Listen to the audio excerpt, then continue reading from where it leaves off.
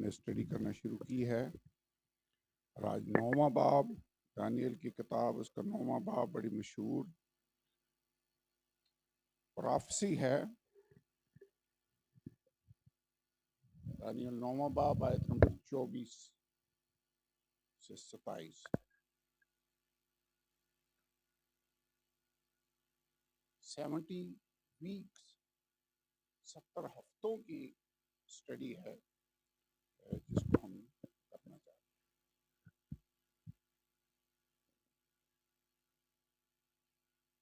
Daniel 9वां बाब, यहाँ पर लिखा हुआ है कि दानियल ने स्टडी की यिर्मयाह की किताब। दानियल 9वां बाब आयत नंबर 2। दारा बिन अक्सवीरस जो मादियों की नस्ल से में से था और कसदियों की ममलकत पर हुक्मरान मुकर्रर हुआ, ममलकत पर बादशाह मुकर्रर हुआ, उसके पहले साल में, यानी उसकी सल्तनत के पहले साल में दानियल ने किताबों में उन बरसों का हिसाब समझा जिनकी बाबत खुदावंद का कलाम यिर्मयाह नबी पर नाज़िल हुआ कि यरूशलेम की बर्बादी पर 70 बरस पूरे गुजरेंगे। एक बात जो बड़ी अहम है वो ये है कि दानियल अगरचे असीरी में है लेकिन फिर भी बाइबल का स्टूडेंट है। इसका मतलब है कि दानियल यिर्मयाह की किताब का सहीफा अपने पास रखता था और उसको स्टडी कर रहा है, और सिर्फ स्टडी नहीं कर रहा, उसको समझ भी रहा है कि ये जो पेशन गोई है इसके मानी क्या हैं, इसकी तकमील कब होगी, ये सारी बातें उसने देखी। सो यिर्मयाह बाइबल का स्टूडेंट था।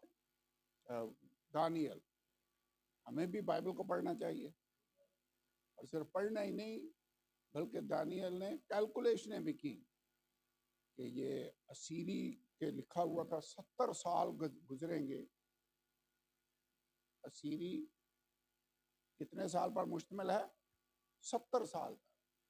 कब ये शुरू हुई? जब नबूकदनेस्सर उनको वहां से लेकर आया, असीर बनकर बनी इस्राएल कौम वहां से निकले और बाबल में पहुंच गए। अब ये मुकम्मल होंगे जब 70 साल पूरे होंगे, 70 ईयर्स। तो हमें भी कैलकुलेशन करनी चाहिए, मेरे ख्याल में हमें हिसाब किताब रखना चाहिए। तो इसने जब देखा कि 70 बरस का जिक्र है, कहाँ कहाँ जिक्र है कि 70 साल के बाद मैं इनको वापस लेकर आऊंगा। याद है मैंने पिछली दफा वाला बताया था, कौन सा रेफरेंस था याद है? लिखा नहीं था? यिर्मयाह कौन सा? 25वां बाब, आयत कौन सी थी?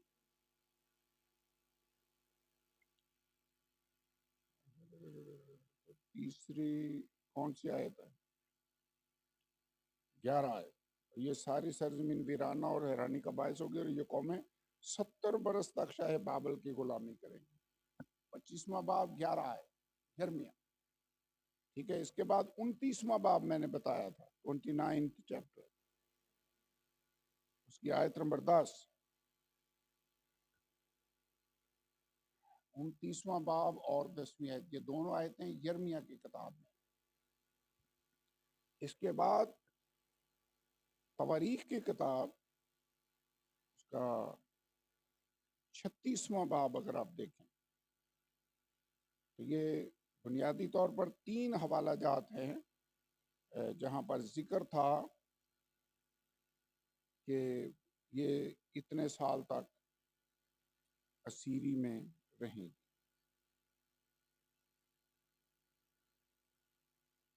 36वां बाब,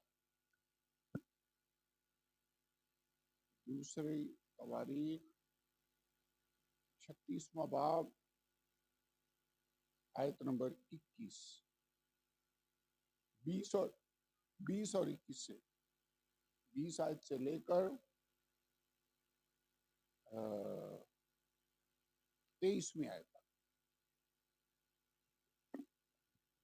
पढ़ते हैं। तवारीख निकाल लें।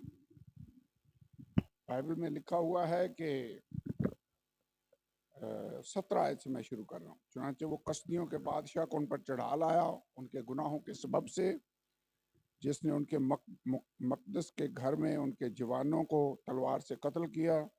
उसने क्या जवान मर्द, क्या कंवारी, क्या बुढ़ा, क्या उम्र रसीदा, किसी पर तरस ना खाया। उसने सबको उसके हाथ में दे दिया, और खुदा के घर के सब ज़रूफ, क्या छोटे क्या बड़े क्या छोटे, और खुदावन के घर के खजाने और बादशाह और उसके सरदारों के खजाने, ये सब वो बाबल को ले गया। और उन्होंने खुदा के घर को जला दिया, यरूशलेम की फसील ढा दी, उसके तमाम महल आग से जला दिए, और उसके सब कीमती ज़रूफ को बर्बाद किया। और जो तलवार से बचे वो उनको बाबल को ले गया, और वहाँ वो उसके और उसके बेटों के गुलाम रहे जब तक फारस की सल्तनत शुरू ना हुई। कौन सा था फारस का बादशाह? खोरस। तो ये हिस्ट्री देख ले, उसने चंद लफ्जों में पूरी हिस्ट्री बयान कर दी है। जब तक फारस की सल्तनत शुरू ना हुई, ताकि खुदावंद का कलाम, वो कलाम जो यिर्मयाह की ज़बानी आया था, पूरा हो कि मुल्क अपने सबतों का आराम पा ले। क्योंकि जब तक वो सुनसान पड़ा रहा, तब तक यानी 70 बरस तक उसे सब्बत का आराम मिला। और शायद फारस खोरस की सल्तनत के पहले साल, इसलिए कि खुदावंद का कलाम जो यिर्मयाह की ज़बानी आया था पूरा हो, खुदावंद ने शाह फारस खोरस का दिल उभारा। सो उसने अपनी सारी ममलकत में मुनादी करवाई, और इस मजमून का फरमान भी लिखा कि शाह फारस खोरस यूँ फरमाता है कि खुदावंद आसमान के खुदा ज़मीन की सब ममलकतें मुझे बख्शी हैं। उसने मुझको ताकीद की है कि मैं यरूशलेम में जो यहूदा में है उसके लिए एक मस्कन बनाऊं। बस तुम्हारे दरमियान जो कोई उसकी सारी कौम में से हो, खुदावंद उसका खुदा उसके साथ हो, और वो रवाना हो जाए। सो कौन से 3 रेफरेंस हैं जहां पर दर्ज था कि ये कौमें 70 साल तक गुलामी में रहेंगी, असीरी में कैद में जंगी कैदी बनकर रहेंगे, और 70 साल के बाद फिर मैं इनको वापस लेकर आऊंगा। ये 3 हवाला जात हैं। तवारीख की किताब, यिर्मयाह 25वां बाब और यिर्मयाह 29वां बाब। ये याद रखना, ये बड़ी अहम बात है। इसका मतलब है दानियल ने इनको स्टडी किया। एक और बात भी है, क्यों 70 बरस खुदा ने उनको असीरी में जाने दिया? वजह, एक हुक्म था खुदा ने दिया कि 6 साल तुमने अपनी फसल को बोना है, 7वें साल उसको नहीं काटना है, ऐसे पड़ी रहने देना, फारग, ताकि वो आराम करे, जमीन भी आराम करे। असल मकसद मेरे ख्याल में इसके पीछे खुदा हिकमत वाला खुदा है कि ज़मीन को जब आप बोते हैं, काश्त करते हैं, तो उसके अंदर से जितनी मादनियात हैं, न्यूट्रिएंट्स हैं, वो पौधे खींचते हैं, उसको रेस्ट की ज़रूरत है। तो जब आप मुसलसल फसलें बोते रहेंगे तो ज़मीन फिर बंजरपन की तरफ जाना शुरू हो जाती है। तो 6 साल उसने कहा काश्त करो, 7वां साल उसको वैसे ही पड़ा रहने दो, फिर आगे 8वें साल फिर उसकी काश्त है वो होगी। अब लोगों ने क्या किया? हमने पूरी हिस्ट्री पढ़ी है। यशवा आया, काजियों का दौर आया, वहाँ पर वो रहे, फिर बादशाहों का दौर आया। कहीं हमें मिलता नहीं कि उन्होंने 1 साल फसल बोई नहीं, सबत पर अमल नहीं किया। तो 70, वैसे हम कई दफ़ा भूल जाते हैं, लेकिन खुदा काउंट कर रहा होता है, खुदा हिसाब किताब रखता है।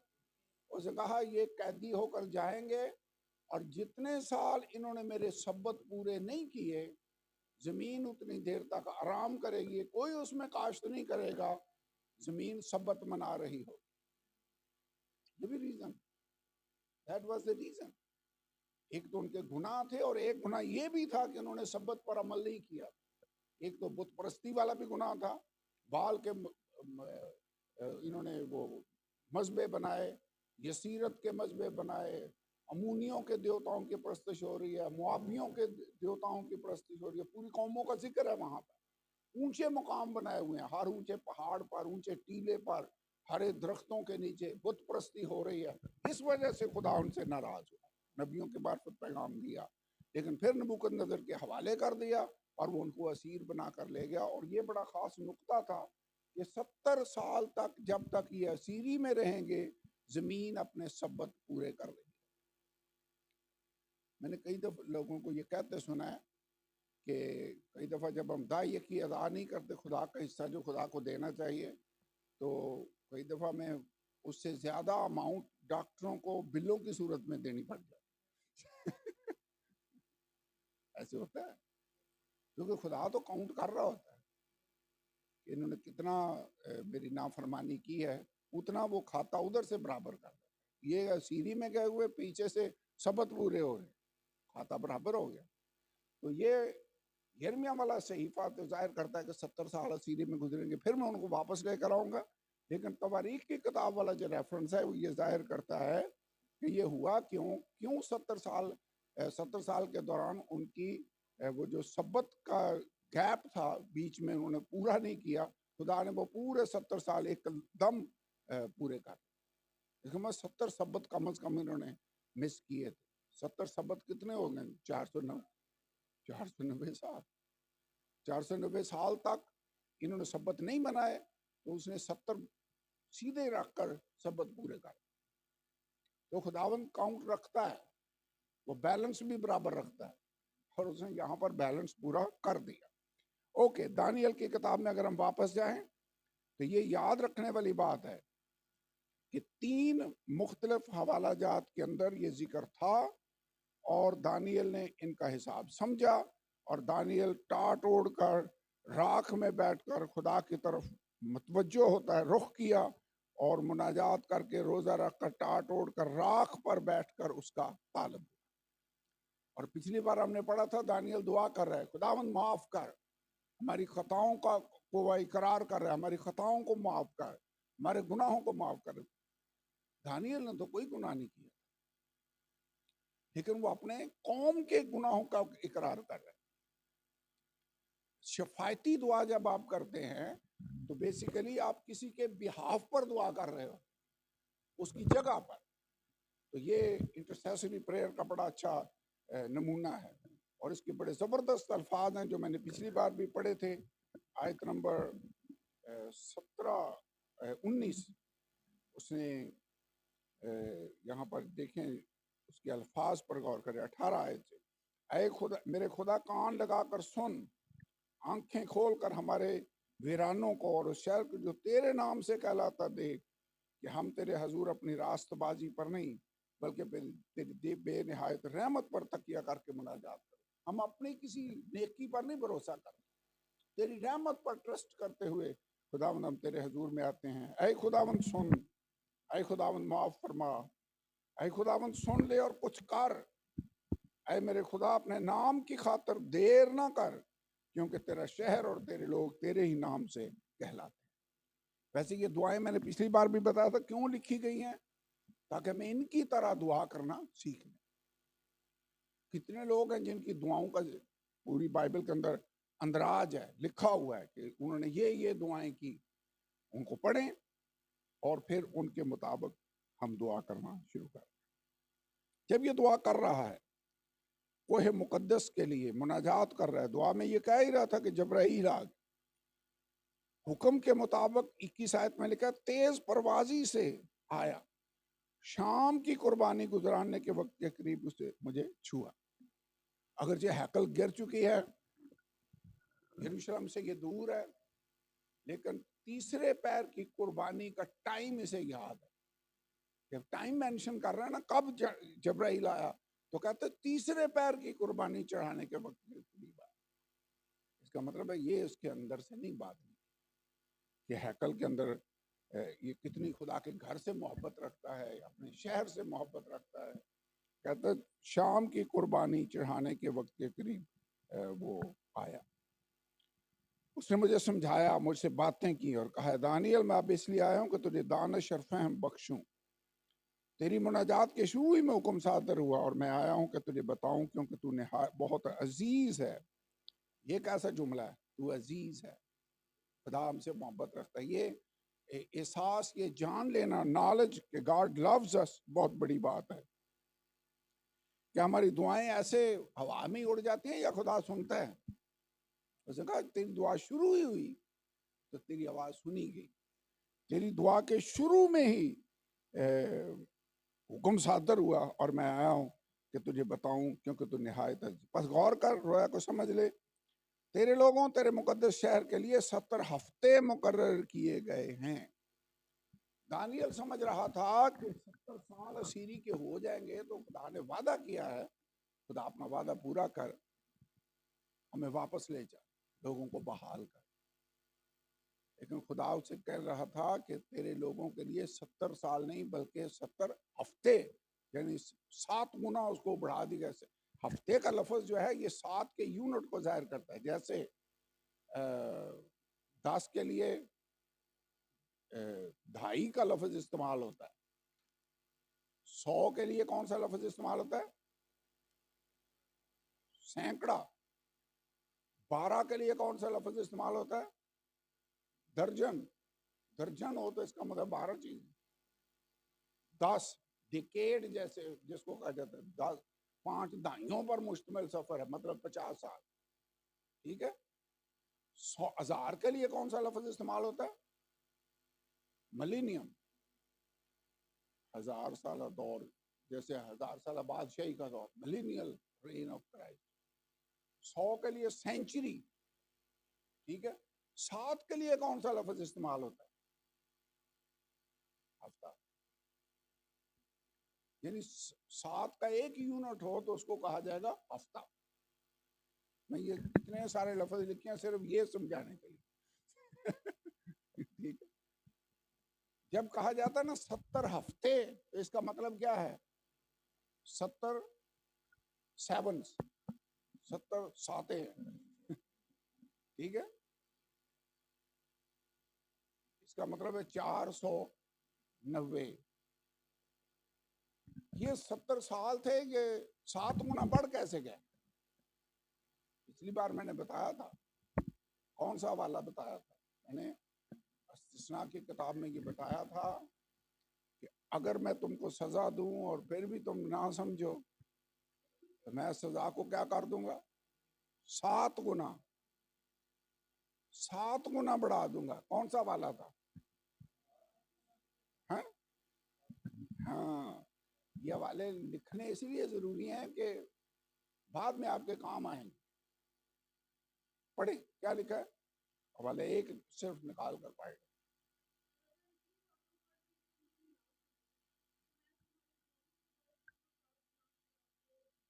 अखबार कौन सा वाला पढ़ा है? 26वां बाब आयत 18। अब सवाल का जवाब मिल गया कि ये 70 साल थे।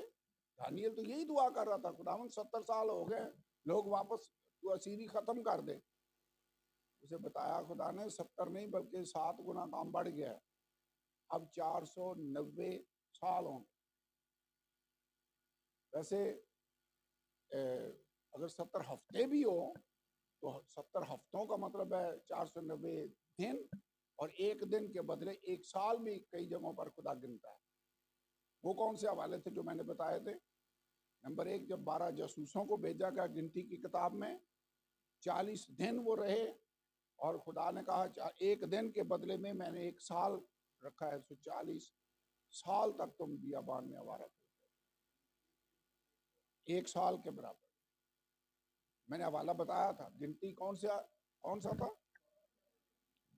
हाँ, ये मैं मिटाने लगा हूँ और वो लिखने लगा। तो ये तो जवाब है क्यों 70 7 गुना बढ़ गया। 70 साल से 490 साल कैसे हो गए? क्योंकि खुदा ने कहा था मैं 70 साल बढ़ा 7 गुना सजा कर दूंगा, फिर भी ना ठीक हो गए, 7 गुना और बढ़ जाएगी। ऐसे खुदा की नाफरमानी करना महंगा भी पड़ सकता है, बहुत महंगा हो सकता है। फिर इस सवाल का जवाब के 70 हफ्ते कैसे बन गए? ओके, खताकारी इन 70 सालों में क्या क्या होगा? इन 70 हफ्तों में, ये बड़ी इंपॉर्टेंट पेशन गोई है। 70 हफ्तों में क्या क्या होगा?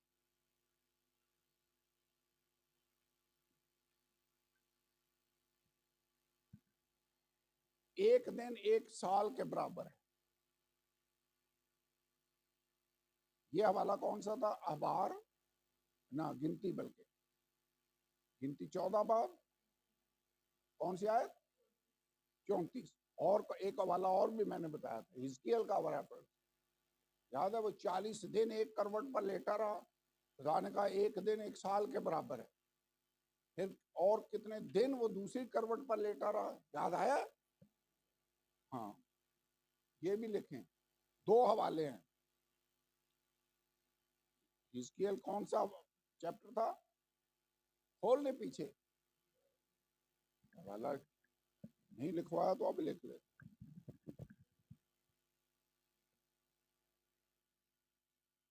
दूसरा तीसरा बाब होना चाहिए, चौथा बाब।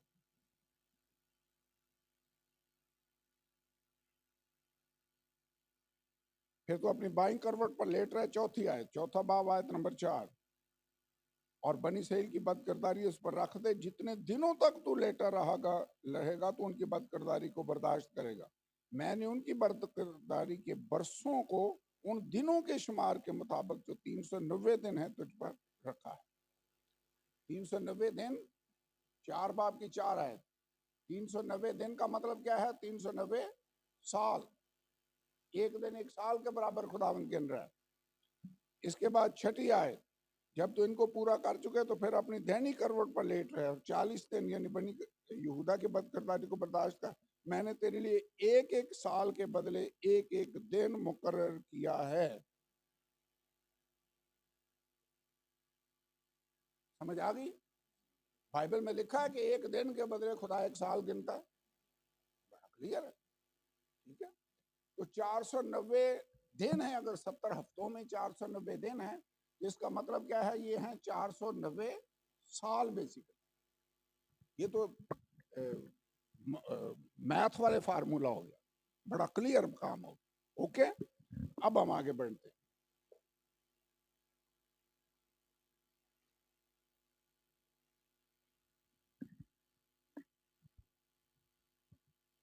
ये रेफरेंस भी याद रखने, बाद में कई दफा हम रेफरेंस ढूंढ रहे होते हैं कि कहाँ था, अभी हम हवाला ढूंढ रहे थे कि कौन सा हवाला था। ओके ओके, तो इन 40 दिनों के अंदर 490 सालों के अंदर क्या क्या कुछ होगा? नंबर 1, खताकारी और गुनाह का खात्मा हो जाए। लिख लें, नहीं इधर नहीं लिखता, आप खुद ही लिख लें। नंबर 1 पे क्या है? खताकारी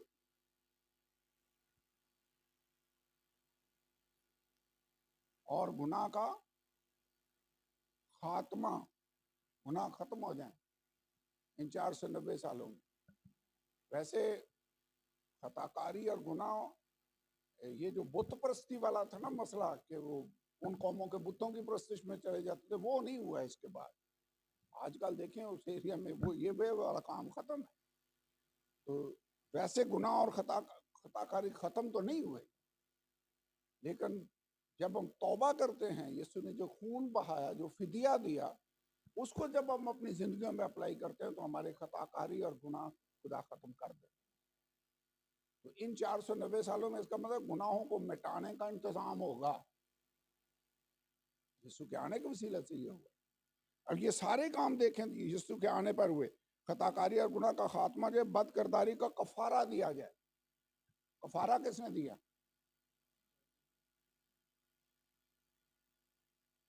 कफारा इन 490 दिन सालों के अंदर दिया जाएगा। गुनाह और खताकारी का खात्मा हो, बदकिरदारी का कफारा दिया जाए। नंबर 3, अब्दी रास्तबाजी कायम हो। हम रास्तबाज हैं वैसे? नो, यीशु रास्तबाज है। जब हम तौबा करते हैं, खुदा अपनी रास्तबाजी हमें अता कर देता है। अब मसीह यीशु के वसीला से हम रास्तबाज ठहरते हैं, और ये रास्तबाजी तो आरजी नहीं है, अब्दी रास्तबाजी कायम है। यीशु अब्दी रास्तबाज है। आगे लिखा हुआ है, रोया और नबूवत पर मोर हो।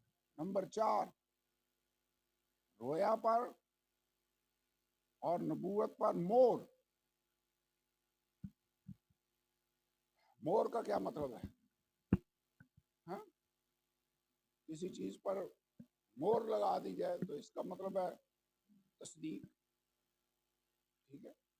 जो खुदा रोया और नबूवत के जरिए से कलाम करता है वो पूरा होता है। इन 490 सालों के अंदर तुम रोया और नबूवत को पूरा होते हुए देखोगे। एक तो इसका ये मतलब है। नंबर दो, जो बाइबल मुकद्दस में इसका मतलब निकलता है, दानियल की किताब उसका 12वां बाब 4थी आयत।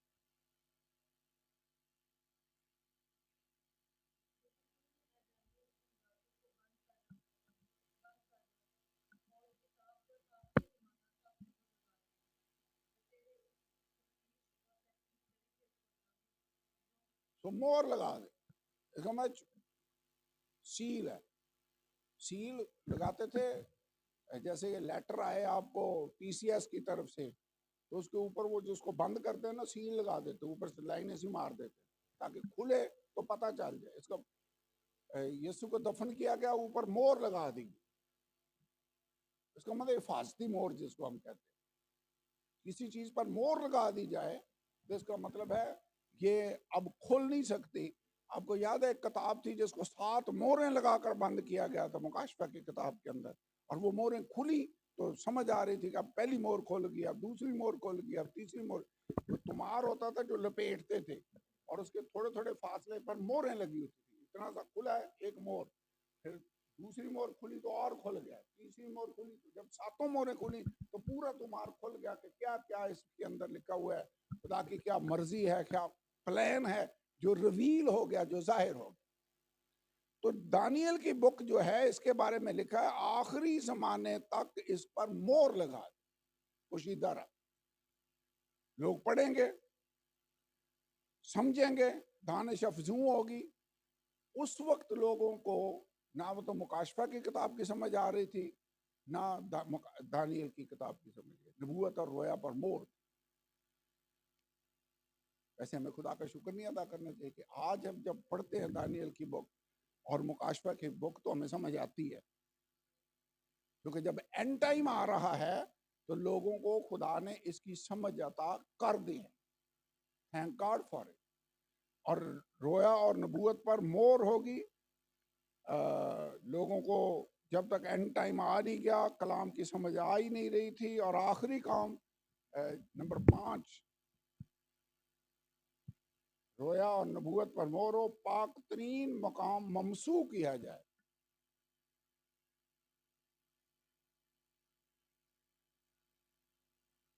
ममसू का क्या मतलब? मसा। वेल, हैकल के बर्तनों को भी मसा किया गया, कुर्बानगाह को मसा किया गया, हर एक चीज पर वो मसा करने का तेल याद है, शरीयत हमने पढ़ी थी, वो स्पेशल फार्मूले के तहत बनाया जाता, जिन पर वो चीजें पर लगाकर उसको मसा किया जाता। न्यू टेस्टमेंट में जब हम आते हैं तो खुदावंद यीशु अपने बारे में कहता है, खुदा का रूह मुझ पर है, उसने मुझे मसा किया कि गरीबों को खुशखबरी सुनाऊं, कुचले हुओं को आजाद करूं। इसका मतलब है वो जो ऑयल था वो नए अहदनामे में आने वाले पाकरू की एक मिसाल था। उस वक्त तेल से मसा होता था, आजकल पाखरू से मसा होता है। अब यीशु को मसा किया हुआ कहा जाता है, यीशु मसीह। अब ये जो इंग्लिश में इसका तर्जमा अपने फोन से अगर आप निकाल कर पढ़ें तो पाक तरीन मकाम जो तर्जमा किया गया है, पाक तरीन शख्स भी ये हो सकता है। Holi of Holi, anointing of the Holi one. Holi one जो है that can be a person और अ प्लेस, दोनों हो सकते हैं। इसका एक मतलब तो यह है कि हैकल बनेगी और उसको मसा भी किया जाएगा और पाक भी किया जाएगा। हैकल के बनने का भी ये रेफरेंस हो सकता है। नंबर 2, ये खुदावंद यीशु की तरफ भी इशारा हो सकता है जो मसा किया गया और जिसका नाम ही यीशु मसीह मशहूर है, वो मसा किया हो। दोनों हो सकते। समझ आ रही? ये जो ममसू है, जो इन 490 सालों के अंदर एक काम ये होना था कि मसा किया जाएगा। क्या लिखा है इंग्लिश में? जी, अनॉइंट द मोस्ट होली। सबसे होली तो खुदावंद खुदा खुद ही है, वही जो मुजस्सम कराया हुआ था, तो उसको उसका मसा। और मसीह के मसा का जिक्र तो है बाइबल मुकद्दस के अंदर, कई जगहों पर हमें मिलता भी है। तो ये दोनों ही हो सकते हैं। हैकल की तरफ भी इशारा हो सकता है और मसीह यीशु की तरफ मुझे ज्यादा स्ट्रांग इशारा लगता है, क्योंकि अगली आयत के अंदर अगर आप पढ़ें तो लिखा है, और समझ ले कि यरूशलेम की बहाली और तामीर का हुक्म सादर होने से ममसू फरमा रवा था। अब ये जगह नहीं, ये शख्स है। तो अगर यहां पर शख्स है तो ऊपर भी शख्स हो सकता है, पॉसिबल है वैसे। क्यों जी भाई आसिफ, समझ आ रही है? दोनों हो सकते हैं। तो यहां पर 25वीं आयत 24वीं आयत, 70 weeks are determined upon thy people, upon thy holy city, to finish the transgression, to make an end of sin, to make reconciliation for iniquity, to bring in everlasting righteousness, to seal up the vision and prophecy, and to anoint the most holy. To anoint the most holy. ये दोनों तरफ ही बात जा सकती है, क्योंकि अगली आयत को जब मैं पढ़ता हूं तो ममसू मसा यहां पर भी है, लेकिन ये शख्स की तरफ इशारा है, ममसू फरमा रवा जो खुदाबंद यीशु मसीह। क्लियर हो गया? ये 5 चीजें हैं जिनका जिक्र है, ये 70 हफ्तों के दौरान होंगी। ओके, अगला क्वेश्चन, ये 70 हफ्ते कब शुरू होंगे? आगाज क्या है? नुक्ता आगाज इन 70 हफ्तों का क्या है? पढ़े 25वीं आयत।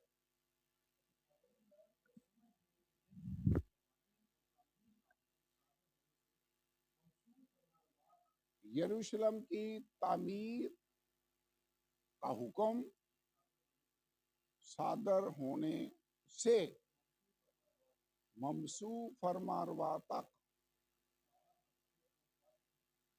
वैसे यीशु फरमारवा है, बादशाहों का बादशाह और खुदाबंदों का खुदाबंद है, इसलिए उसे ममसू फरमारवा कहा जाता है। इन 70 हफ्तों का आगाज कहां से होगा? जिस दिन यरूशलेम की तामीर का हुक्म सादर होगा उस दिन 70 हफ्ते शुरू होने से लेकर कहां पर ये एंड होगा? आखिरी हफ्ता जब कंप्लीट होगा। लेकिन यहां पर गिनती यह है कि यरूशलेम की तामीर का हुक्म सादर होने से लेकर ममसू फरमारवा तक 7 हफ्ते और 62 हफ्ते। 7 और 62 कितने होते हैं?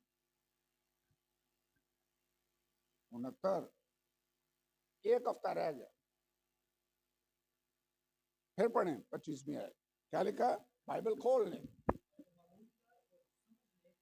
वैसे अगर दानियल को खुदा कह रहा ना मालूम कर और समझ ले, तो हमारे लिए भी समझना जरूरी है। अगर उसके लिए समझना जरूरी था तो हमारे लिए भी समझना जरूरी है कि यरूशलेम की बहाली और तामीर का हुक्म सादर होने से ममसू फरमारवा तक 7 हफ्ते और 62 हफ्ते होंगे। वैसे सीधा सीधा 69 हफ्ते नहीं लिखा हुआ, लिखा हुआ है 7 हफ्ते और 62 हफ्ते। ये 7 का वैसे फिगर क्यों बीच में आ गया? सीधा सीधा 69 हफ्ते भी लिखा जा सकता था। बहुत से उलमा का ख्याल है, मैं इसकी डिटेल में नहीं जाता, कि जब होरस ने पहली बार लोगों को भेजा कि जाओ और यरूशलेम को हैकल को बनाओ, और फिर जब अरतशस्ता ने हुक्म जारी किया कि जाओ यरूशलेम की तामीर करो, तो इनको ये तामीर करने में ऑलमोस्ट 7 हफ्ते, यानी कितने बन जाएंगे? 49, 49 साल लगे, 49 ईयर्स। इसलिए शायद ये 7 हफ्ते और 62 हफ्ते। लेकिन आप इस चक्कर में अगर ना भी पढ़े तो सीधा सीधा भी इसको समझें कि 69 हफ्ते हैं। 69 हफ्ते शुरू कब हो रहे हैं? खुदावंद यीशु के आने तक 69 हफ्ते, फिर बीच में गैप है। एक और पॉइंट, ये जो 70 हफ्ते हैं ये हैं किन के लिए? तेरे लोगों के लिए और तेरे मुकद्दस शहर के लिए। मुकद्दस शहर कौन सा है? यरूशलेम। याद आया? यानी पिछली बार ये बताया था, क्या लिखा है 24वीं आयत में, तेरे लोगों और तेरे मुकद्दस शहर के लिए। दानियल का मुकद्दस शहर कौन सा था? क्यों जी? यरूशलेम। तेरे लोग, दानियल के लोग कौन से थे? इसराइली। इसका मतलब है इन 70 हफ्तों का ताल्लुक यहूदियों के साथ, इसराइलियों के साथ, कलीसिया इसके साथ, कलीसिया के साथ इसका ताल्लुक नहीं है। इसीलिए 69वें हफ्ते के बाद गैप आ गया। मसीह यीशु जब आया ममसूफर मरवा तक, ममसूफर मरवा मसलूब हुआ, उसने कफारा दिया, फिदिया दिया, अपनी रास्तबाजी कायम हुई, वो सारी पांचों बातें जिनका जिक्र है। नबूवत पर भी मोहर, रोया पर भी मोहर। नबूवत आपको पता है, मसीह यीशु ने खुद कहा, नबूवत नबियों ने यूहन्ना तक नबूवत की, नबूवत पर भी मोहर, फिनिश। तो ये सारे काम हो गए और इसके बाद गैप है। 69 हफ्ते तो हो गए, आखिरी हफ्ता कब आएगा? जब कलीसियाई दौर खत्म होगा तो फिर आखिरी हफ्ता शुरू होगा। खुदा की डीलिंग। अब बीच में जो 2000 साल का गैप आ गया, ये कलीसिया का दौर है। क्वेश्चन, 69वें हफ्ते के बाद गैप क्यों आ गया? क्योंकि मसीह ने जब कफारा दिया, आसमान पर उठा लिया गया, तो 35 के दिन से कलीसिया वजूद में आ गई, कलीसियाई दौर शुरू हो गया। और फिर एक दिन आने वाला जब यीशु फिर आएगा और कलीसिया को आसमान पर ले जाएगा। ये ऑलमोस्ट जो बीच में कलीसियाई दौर का गैप आया है, ये 69वें हफ्ते और आखिरी हफ्ता जो 17वां हफ्ता भी आने वाला है, उसके बीच में जो गैप है, ये कलीसियाई दौर है। हाँ जी, नहीं नहीं, आखिरी हफ्ता भी शुरू ही नहीं हुआ, आखिरी हफ्ता भी नहीं शुरू हुआ। 69 हफ्ते हो गए, बीच में गैप। गैप क्यों? क्योंकि ये 70 हफ्ते थे कलीसिया इसराइलियों के लिए, कलीसिया के लिए तो थे ही नहीं। जब कलीसियाई दौर शुरू हो गया तो 69 हफ्तों वाला सिलसिला, 70 हफ्तों वाला सिलसिला स्टॉप हो गया। वो अभी आएगा, वो भी आने वाला है। 69वां हफ्ता और 70वां हफ्ता, बीच में गैप है। अगर आप इसी चीज को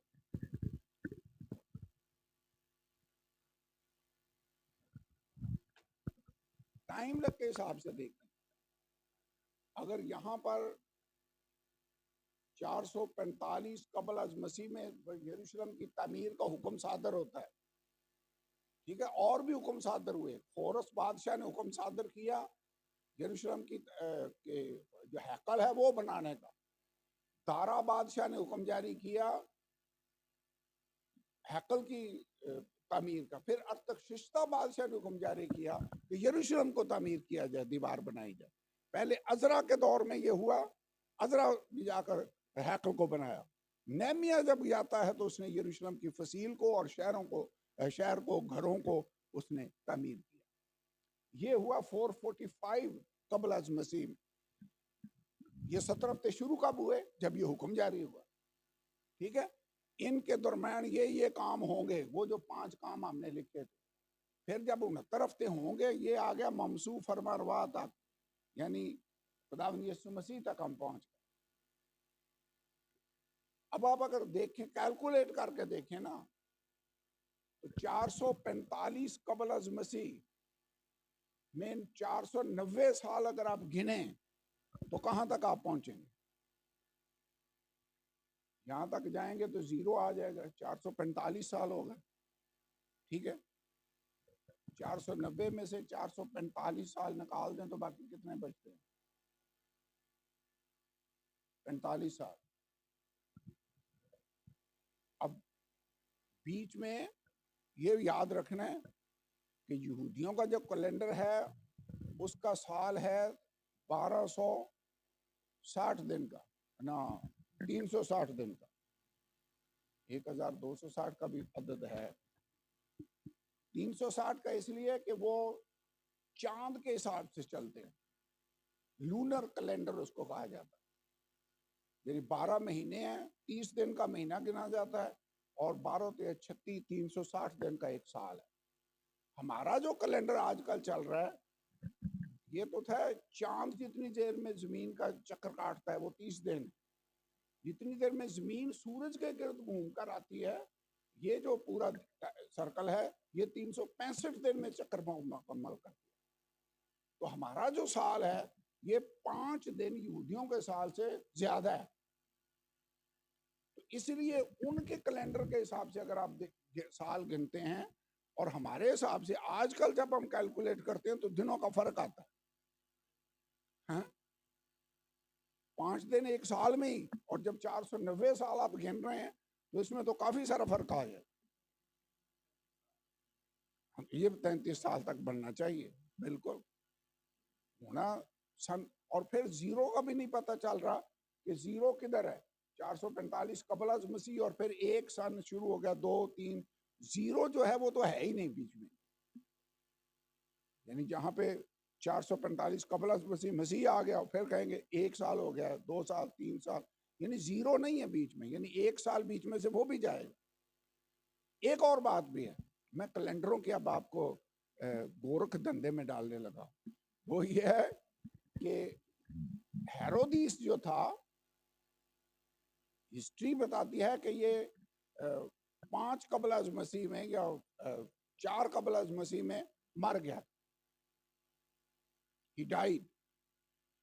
अब बाइबल की बताती है कि जब मसीह यीशु पैदा हुआ तो हेरोदिस तख्त नशीं था, उसने तो बच्चे मरवाए थे, याद है, मजूसी उसी के पास तो गए थे। तो यानी उस कैलेंडर के हिसाब से और हमारे कैलकुलेशनों में 4-5 साल का डिफरेंस है। यानी जीरो आपके लिए ढूंढना मुश्किल ही होगा, लेकिन रफली बहुत सारे मैंने उसके हिसाब किताब लगा कर देखे हैं कि तमीर का हुक्म सादर होने से लेकर ममसू फरमारवा तक, अगर बाइबल कहती है 490 साल नहीं बल्कि होने चाहिए, एक हफ्ता तो भी निकालना है बीच में से, 483, 483, तो ये 3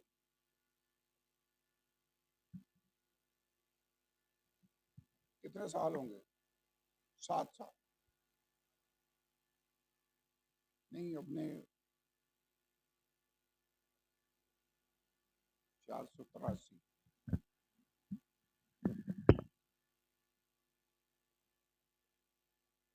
445 में हुक्म सादर हुआ ना, तो 483 साल हमने गिनने हैं, तो कितने रह गए, 38। और अगर 5 साल का डिफरेंस बीच में आ रहा है कैलकुलेटर के हिसाब से, तो फिर 33 यहाँ पे आकर फिट होता है। अब साल बनता है। ये मैंने एक हफ्ता भी इससे निकाला और कुछ नहीं किया।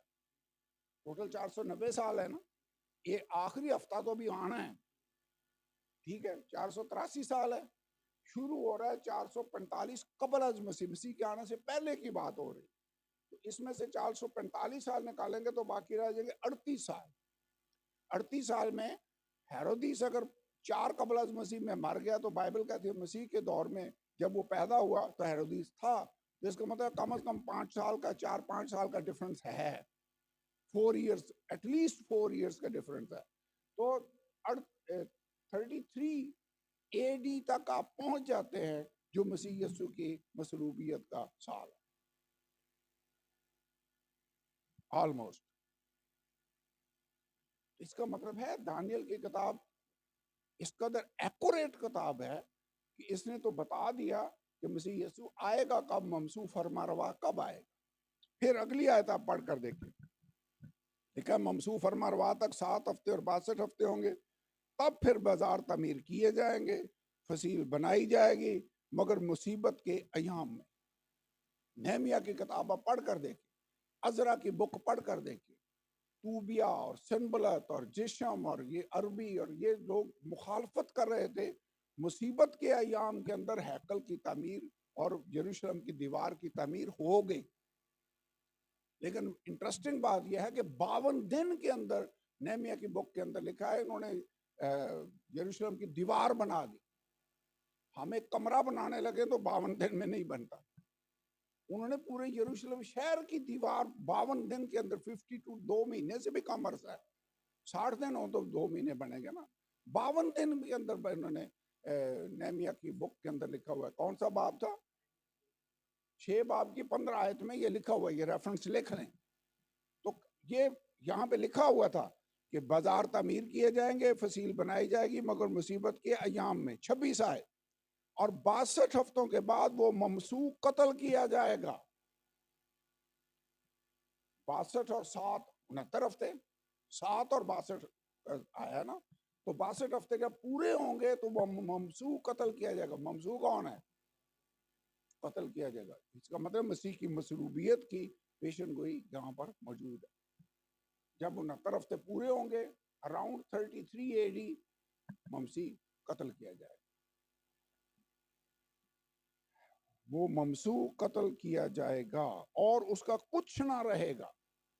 ये जो तर्जुमा हुआ ना, कुछ ना रहेगा,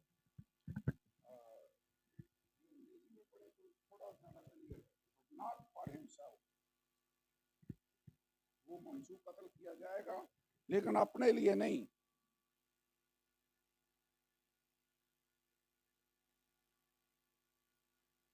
छब्बीस आयत, and after 3 scores and 2 weeks shall Messiah be cut off. Messiah be cut off का मतलब है कत्ल किया जाएगा, मारा जाएगा। Messiah be cut off but not for himself. Not for himself का मतलब है अपने लिए नहीं मारा जाएगा, अपने किसी गुनाह की वजह से नहीं मारा जाएगा। किनके गुनाहों के लिए मारा जाएगा? मेरे और आपके गुनाहों के। यहाँ कफारे का भी पेशन गोई है, जिक्र है।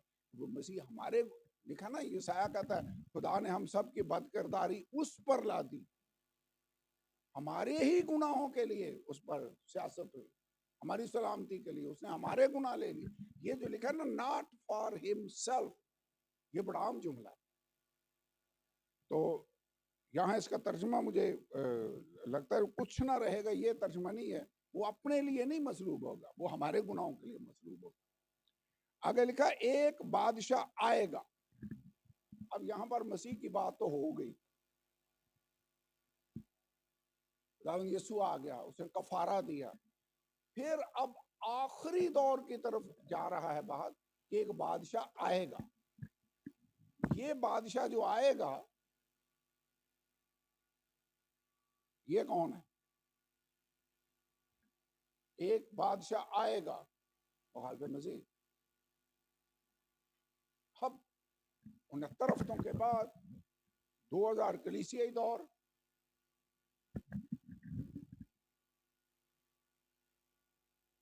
ये है कलीसियाई दौर, और फिर यहाँ पे मुखालिफ मसीह आ गया। अब इसको बीच में से स्किप कर गए दानियल, फिर एंड टाइम की तरफ चला गया कि एक बादशाह आएगा। आगे लिखा हुआ है, उसकी निशानी क्या है? पढ़ें 27वीं आयत, क्या लिखा है? 26वीं आयत, 26वीं आयत, 26वीं आयत।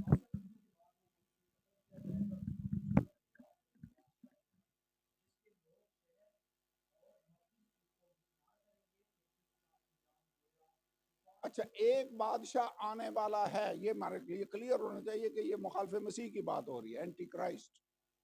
याद है, मुजस्समा देखा, बादशाहियां देखी, एंड में एक पत्थर देखा जो आकर लगा, और वो आखिरी दौर की बादशाही है जो खुदावंद यीशु की बादशाही है। ठीक है, लेकिन उससे पहले एक और बादशाही भी है जो मुखालिफ मसीह की बादशाही भी इस दुनिया में एस्टैब्लिश हो, जहां पर आकर वो टकराएगा एंड टाइम में। जो 10 बादशाहियां इकट्ठी हुई हैं जिनके बीच से एक छोटा सा सींग निकला है, दैट इज एंटी क्राइस्ट। क्यों जी भाई आसफ, क्लियर है? अब एक बादशाह आएगा, लेकिन यहां पर एक जुमले पर गौर करें, जिसके लोग, बादशाह भी तो आना है लेकिन उसके लोग, इस पीपल, इसका मतलब जिस कौम से, जिस एरिया से उसने आना है, उसके लोग क्या करेंगे? लिखा है उसके लोग शहर और मकदस को मिसमार करेंगे। पहले यहाँ है, इस सालों के अंदर शहर और मकदस जो है तमीर किया जाएगा। एक बंदा आएगा, उसके लोग शहर और मकदस को मिसमार करेंगे। अब यहां तक तो मकदस बन गया, सारा कुछ हो गया। आपको याद है ये मकदस मिसमार किया जाएगा, यरूशलेम बर्बाद किया जाएगा, इसकी पेशन गोई खुदावंद यीशु ने भी की। कहाँ की? लूका की अंजील में और मत्ती की अंजील। उसने कहा जब तुम यरूशलेम को फौजों से घिरा हुआ देखो तो जान लेना कि इसका उजड़ जाना नजदीक है। शागिर्दों ने आकर उसको वो दिखाए इमारतें। उसने कहा तुम ये देखते हो हैकल और कितने खूबसूरत इमारतें, यहाँ किसी पत्थर पर पत्थर बाकी ना रहेगा जो गिराया ना जाएगा।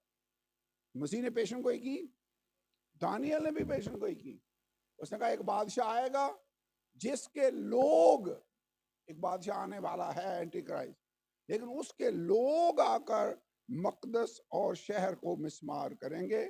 इसका अंजाम गोया तूफान के साथ होगा, आखिर तक लड़ाई रहेगी और बर्बादी मुकर्रर हो चुकी है। अब किन लोगों ने यरूशलेम और मकदस को मिस्मार किया? रोमियों ने। आखिरी बादशाही जहां पर आकर वो पत्थर टकराया वो भी रोम के एक्सटेंशन है। टांगे लोहे की, पांव लोहे और मिट्टी के मिक्सचर, जहां पर आकर वो पत्थर टकराया। इसका मतलब है किसी ना किसी तरह से रोम की रिवाइव्ड फॉर्म ही होगी जहां में से मुखालिफ मसीह निकलेगा, क्योंकि उसके लोग कौन है? रोमी। यानी वो ममालिक, 10 बादशाह का जब जिक्र मिलता है तो वो ममालिक जो रोमी हुकूमत के दौरे हुकूमत में शामिल थे, उस एरिया से, यूरोप से, जिनका ज्यादातर ताल्लुक है। उन बादशाहों के बीच में से एक बादशाह निकलेगा जिसके आगे 3 सींग गिर गए। याद आया? छोटा सींग वही है जो घमंड की बातें करता है, वही होगा जिसका इक़्तिदार नेस्त होकर खुदा के बादशाही लोग, खुदा के लोगों को दी जाएगी। वो वाली आयतें आपको याद होंगी, बाइबल के अंदर लिखा हुआ। तो एक बादशाह आएगा, उसके लोग मकदस और इसको मिस्मार करेंगे, लड़ाई रहेगी, बर्बादी कमाल को पहुंच जाएगी। और 27वीं आयत,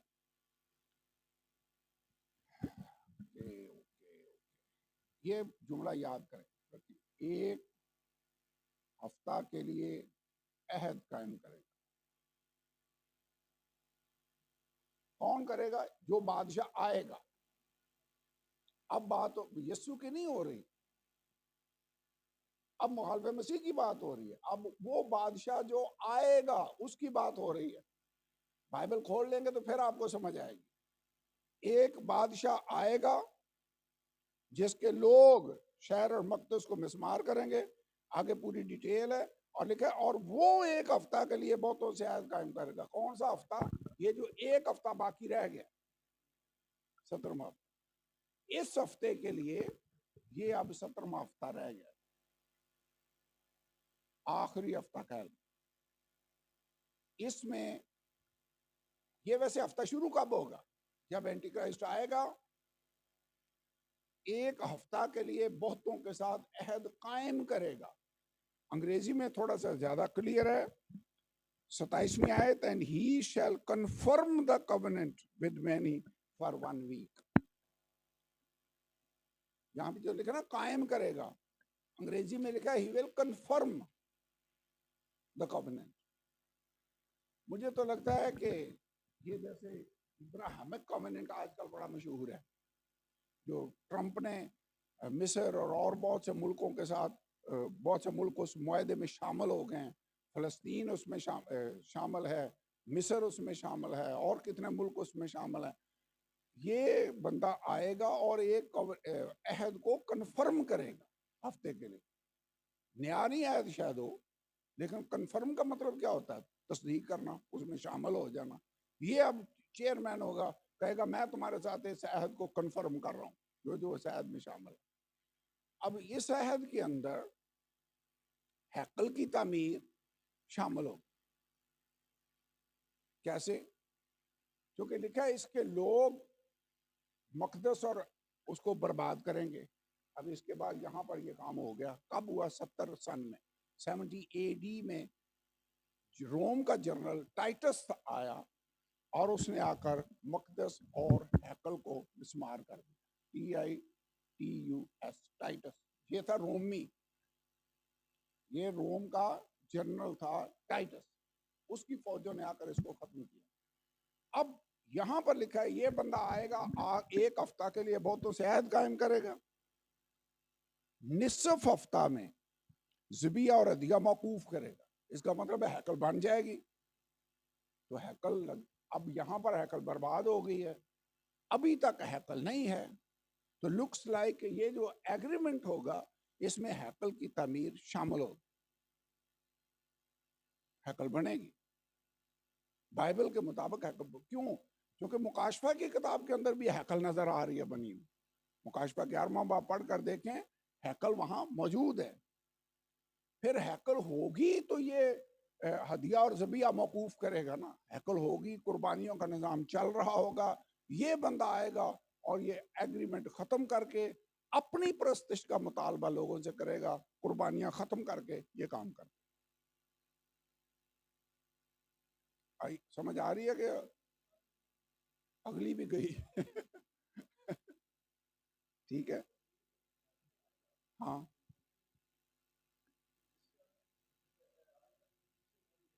उसके आने तक तो कलीसिया गई, कलीसियाई दौर तो खत्म होगा तो आखिरी हफ्ता शुरू होगा ना।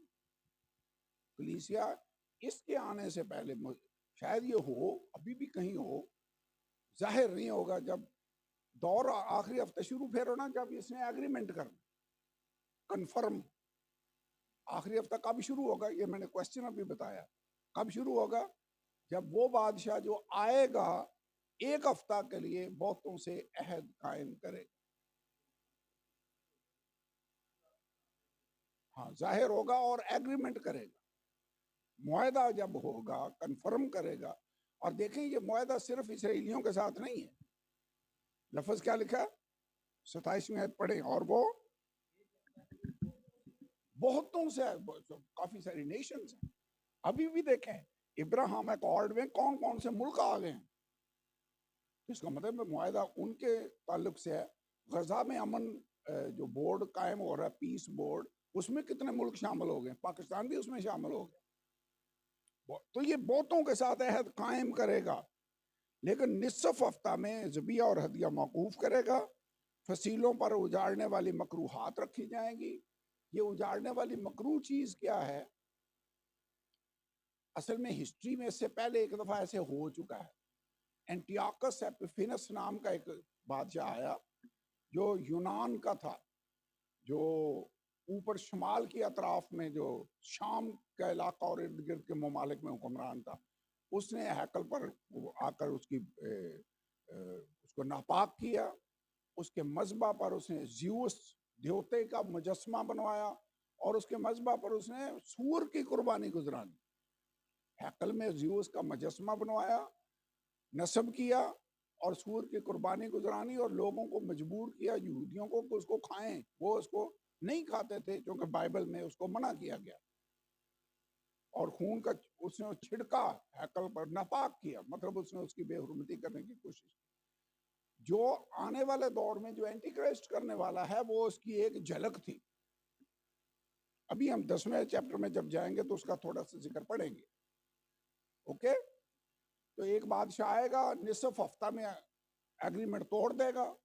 ज़बिया और हदिया मौकूफ। ज़बिया और हदिया मौकूफ तो फिर ही होगा ना अगर ज़बिया और हदिया जारी हो, तो चल रहा हो कुर्बान। अभी जो नेट पर आप अगर सर्च करके देखें तो हैकल बनाने की तैयारी उन्होंने मुकम्मल कर ली हुई, बर्तन तैयार कर लिए हुए, सुर्ख बच्चियां रेडी कर ली हुई है, सारा कुछ, एवरीथिंग इज देयर। सिर्फ मुनासिब time they are looking for. तो हैकल इसका मतलब बनेगी, कुर्बानियों का निज़ाम जारी हो जाएगा। फिर ये आकर कहेगा ओके कुर्बानियां बंद, खुदा के लिए मेरी परस्तिश की जाए। क्योंकि अबलीस अपना इख्तियार और कुव्वत इसको देगा, अबलीस इसके अंदर समा जाए। बड़ा मुकाशफा 13 बाब में ऐसे लिखा हुआ है। तो ये जब काम करेगा तो इसको उजाड़ने वाली मकरू चीज कहा जाता है। उजाड़ने वाली मकरू चीज किसको कहा गया है?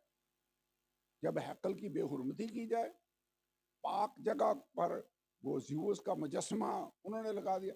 आपको पता है इससे पहले भी ऐसे हुआ। एक बादशाह था आखस, उसने शाम से एक शाम के देवताओं का मजबा देखा। उसने वो नक्शा बनाकर यरूशलेम में भी लाया। पीतल का मजबा जो पड़ा होता था जिस पर कुर्बानियां गुजराते थे, उसको उठाकर एक तरफ कर दिया और गैर कौमों के देवता का जो मजबा था वो वहां पर नस्ब कर। तो इससे पहले भी ऐसे काम होते रहे। लेकिन यहाँ पर एंटी क्राइस्ट स्पेशली ये करेगा। ये ज्यादा आम बात है। क्यों? इसलिए कि मसीह यीशु ने इस आयत का रेफरेंस दिया है। उसने कहा जब तुम उस उजाड़ने वाली मकरूह चीज को, जिसका जिक्र दानियल नबी के मार्फत हुआ था, मुकद्दस मकाम में खड़ा हुआ था। कौन सी उजाड़ने वाली मकरूह चीज? ये वाली आयत में जिसका जिक्र है। तो जान लो कि उसका उजड़ जाना नजदीक। ओके, उजाड़ने वाली मकरूहात रखी जाएंगी यहाँ तक कि बर्बादी कमाल को पहुंच जाएगी, और वो बला जो मुकर्रर की गई है उस उजाड़ने वाले पर वाक़या होगी। और ये जो आखिरी हफ्ता है, इसमें आखिरी हफ्ते का जो आखिरी हाफ है, वैसे हफ्ते का आधा करें तो कितना बनता है? 3.5 साल। तो इसका मतलब 3.5 साल तक तो सही रहेगा, अमन व अमान होगा। लोग समझ रहे होंगे कि यही पीस देने वाला बंदा है। और कलाम में लिखा है जब लोग कहते होंगे सलामती और अमन है, ना कहाँ हलाकत उन पर आन पड़े। हमारे जो अमेरिका का सदर ट्रंप है, वो भी पीस की ज्यादा बातें कर रहे हैं। लगता है ये आने वाले दौर के लिए ग्राउंड जैसे तैयार हो रही है। अमन, मैंने इधर सुलह करवा दी, इधर मैंने अमन करवा दिया, ये वाली जंग बंद करवा दी, ये हो गया, वो हो गया। वो भी पीस की बातें करेगा। देखा, खुशामद से वो बहुत से लोगों को चतराई से मंसूबे उसके कामयाब हो रहे होंगे। अभी हम 10वें चैप्टर में इसको पढ़ेंगे। लेकिन ये है वो हालात। सो ये आखिरी हफ्ता, जिस पहला तो अमनो अमान वाला होगा 3.5 साल, आखिरी 3.5 साल मुसीबतों के साल हो, जिसको बड़ी मुसीबत के साल कहा गया है। एंटी क्राइस्ट उनके खिलाफ हो जाएगा, बहुत से लोग मारे जाएंगे, दुनिया उनके अगेंस्ट होगी, और खुदा का गजब भी उन लोगों पर नाज़िल होगा जो इस बुत की प्रस्तिश करेंगे। याद है मुकाशफा में हमने पढ़ा था, जो इस हैवान का बुत नंबर ले या उसके बुत की प्रस्तिश करे, वो खुदा के कहर के गजब की उस मै को पिएगा। याद आया? मुकाशफा की किताब में लिखा हुआ है। तो जो लोग इसको अडॉप्ट कर लेंगे वो गजब का शिकार होंगे। इसको याकूब की मुसीबत का साल, बड़ी मुसीबत भी कहा जाता है। और इसके एंड में फिर खुदावंद यीशु कोई जैतून पर आकर अपने लोगों को बचाएगा, कौमें इकट्ठी हो जाएंगी, और आखिरी जंग जो हरमजदून की जंग है वो यहाँ पर हो रही होगी। क्योंकि लिखा है ये एंटी क्राइस्ट बहुत सारे लोगों को लेकर निकलेगा, कौमों को इकट्ठा करके हरमजदून के मुकाम पर लेकर जाए। इसराइल के जब मुआदा खत्म कर दिया तो फिर तो उनके अगेंस्ट हो जाए, ये तो होगा। सो आई, हाँ, ये तो सही बंदा नहीं है ये, हाँ, उसको कहेंगे ये तो अमन का दाई है, ये तो अमन वाला बंदा है। ओके, आइए खड़े हों, दुआ करें। लगता है टाइम ज्यादा हो गया है, वी शुड गो अहेड। खुदा तेरा शुक्र अदा करते हैं।